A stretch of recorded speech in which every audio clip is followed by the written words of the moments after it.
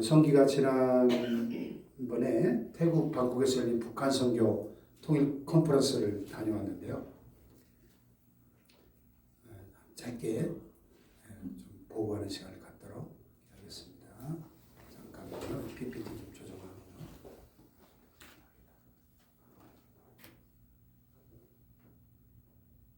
박수로 환영하겠습니다.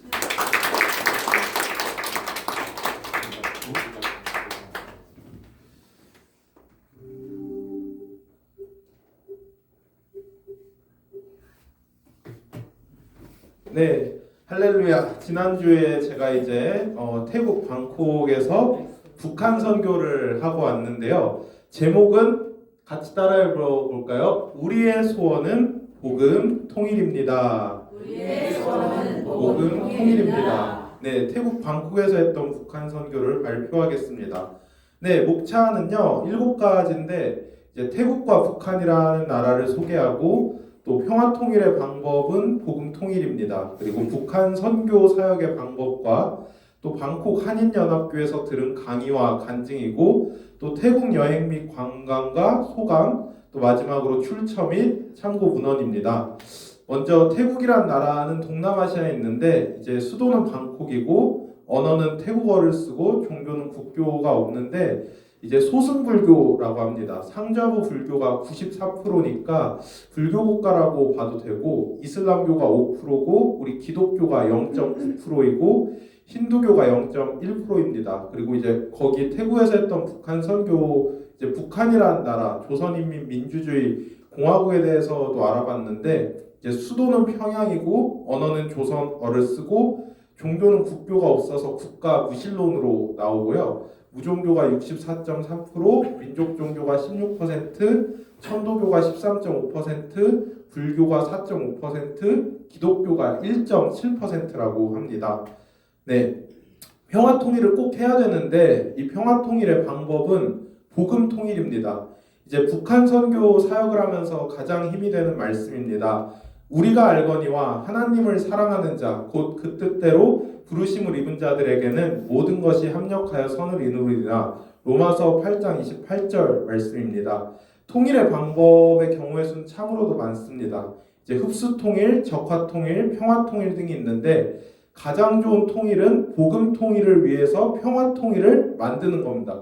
그러니까 복음 통일을 하면서 평화 통일을 만들자라는 논리인데 이제 북한 선교의 가장 큰 뜻이 복음 통일입니다. 이제 통일부랑 통계청 발표를 보시면 알겠지만 탈북자 수가 매년 수만 명으로 계속 증가하는 지금 상황입니다. 그러면 우리가 해야 할 일이 무엇일까 생각을 해봤는데 이제 탈북민들에게 예수님을 전하고 복음을 전해서 하나로 이제 통일하고 우리 국민으로 받아주는 겁니다. 그리고 북한은 절대적인 가난으로 경제적 위기와 어려움이 지금도 분명하게 있습니다. 어느 정도로 심각하냐면요.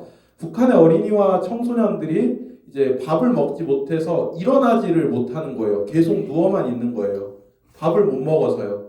그리고 몸을 계속 흔드는 아이가 있었습니다. 북한 청소년 중에. 그거는 이제 부모님의 애정결핍으로 생겨난 질병이라고 합니다. 의사들이 이제 정신질병, 애정결핍이라고 또 나오고 또 북한은 산에 나무를 다 깎아놔서 민둥산이 되어버렸는데요. 그게 뭐냐면요. 이제 북한은 나무를 다 벌목해서 그걸로 식량으로 먹는 겁니다. 밥이 없기 때문에 또 꿀꿀이 죽을 먹으면서 이렇게 살고 평양과 조선노동당, 공산당의 간부가 거기만 이제 상위 1%인 그런 추세라고 합니다. 이제 북한의 문제점이 공산주의와 사회주의로 인해서 지금 폐쇄적입니다. 그래서 나라가 이제 교류를 안 하다 보니까 더 가난해지고 문제점이 계속 나오는 겁니다. 그래서 이제 생각한 해결 방안은 남한의 우수한 경제력과 기술로 통일을 해서 발전을 시켜야 된다는 거죠. 왜냐하면 북한의 지하 자원이 엄청나게 많이 있기 때문에 금광이나 이제 자원들이 굉장히 우수한데 이거를 방치하지 말고 우리 기술력으로 이제 통일이 된다면 이제 통일은 대박이다라고 신창민 명예교수님께서 이제 말씀을 하셨어요. 그래서 통일을 하면 우리나라가 10대 넘은 이제 5대 강국이 될 거다라고 분명히 경제학적이고 논리적으로 분석해서 말씀을 하셨고요. 또 북한의 우상숭배와 독재 정권이 얼른 종식이 돼야 된다는 거죠. 문제점이 이제 김일성, 김정일 동상이 3만 개가 넘는다고 해요. 북한 내부에. 거기에 절을 하고 있는 거예요. 굉장히 말도 안 되고 또 북한 주민들의 간증과 입장을 의하면 그 북한 동상이 이제 동으로 만들어졌대요. 지하자원으로 만들어서 그것만 녹여도 먹고 살 길이 있다는 거죠. 네, 이렇게 이제 일정으로 나갔어요. 글로벌 복음통일 미션 컨퍼런스인데 한 일주일 정도 했습니다. 방콕 한인연합교회에서 했고 또 우리랑 같은 또 성결교회였습니다. 네, 그래서 탈북자 매년 증가해서 이렇게 모임을 또 가졌어요. 이렇게 많은 인원들이 이제 미국 시애틀이랑 워싱턴 DC에서 이제 북한 선교를 위해서 왔고 탈북자 선교 사역부터 가장 빨리 해야 된다는 거죠. 가장 급하고 중요하고 독일의 평화 통일 방식을 먼저 본받고 배워야 됩니다. 그래서 독일도 분단의 상징인 베를린 장벽이 허물어졌다는 거죠. 독일도 이제 이탈 주민들이 많았다는 거죠. 그래서 탈북민들이 우리나라 생활에 잘 적응하고 하나로 품어야 됩니다. 그리고 평화 통일 이후에 대한민국의 모습도 상상하고 준비합시다. 이제 어떻게 북한 선교를 했냐면 이제 북한을 위해서 먼저 다 같이 모여서 기도회를 했습니다. 북한을 위해서 먼저 기도합시다. 원수를 사랑하라는 예수님의 말씀을 기억합시다. 북한의 우상숭배와 김정은의 독재 정권이 무너져야만 합니다. 그리고 북한에도 교회들이 많은데 다시 회복되고 부흥할 수 있도록 기도합시다. 네, 이제 강의와 간증이 이렇게 들었는데 탈북자들이 직접 나와서 북한의 실상과 현실을 잘 알려주고 탈북하는 과정도 이제 생생하게 전해서 들었고 북한의 일상생활과 군사, 정치와 이념도 알아가고 북한의 언어와 역사, 북한 사람의 특징도 배웠고 그리고 또 벨국제학교 이용남 교장 선생님의 성경교육과 5차원 전면교육도 유익했고요. 이면수 목사님의 북한 선교 이야기가 가장 인상 깊었습니다. 박지혜 작가님의 북한 그림과 작품도 명작입니다. 다니엘 기도에 나온 온성도 목사님의 탈북자들을 돕고 기도하는 모습도 남았고요. 샛별 예술단의 찬양 공연과 국악 공연도 정말 좋았습니다. 중앙대학교 신창민 교수님의 통일은 대박이다도 지성이 쌓였습니다. 네, 이렇게 강사님들과 직접 사진을 찍었는데요. 첫 번째로는 우리 교회 직접 와서 북한 선교 책을 이렇게 알려주신 박상원 목사님 위원장님이시고요. 옆에는 이제 벨국제학교 충남 논산에서 하고 있는 5차원 전면 교육과 성경 교육을 이제 강의해 주신 이용남 교장 선생님이고요.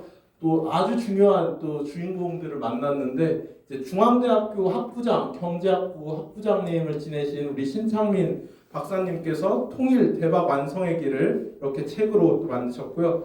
또 이면수 목사님은 이제 북한에서 사형 선고를 받고 죽을 뻔했는데 살아나셔가지고 이제 캐나다까지 가서 이제 북한 선교를 하시고 탈북자들을 우리나라로 잘 올 수 있도록 도와주는 정말 중요한 일을 하셨습니다.